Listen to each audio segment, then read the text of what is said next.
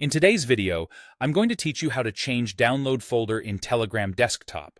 By the end, you'll know exactly where Telegram is saving your files and how to point it to a location that fits your workflow and storage needs. Start by opening Telegram Desktop on your computer. Give it a moment to load your chats. Once you're in the main window, look to the very top left corner for the menu icon. It's the three horizontal lines. Click that to open the main menu. From there, choose Settings.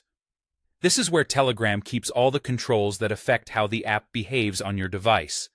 Inside Settings, find and open Advanced. The Advanced section is where Telegram places options related to storage, performance, and data handling. Here, look for an option labeled Download Path, or it may simply say Downloads, depending on your version. This line shows you the current location where Telegram is saving files, like photos, videos, documents, and voice notes you download from chats. Click that download path or downloads entry. Telegram will display the current folder and open your system's file chooser so you can review or change it. This is helpful if your downloads are filling up your default downloads folder, or if you prefer keeping work files in a dedicated project directory. To switch the location, navigate to the folder you want to use. You can select an existing folder, or create a new one right from the File dialog if your operating system provides a New Folder button.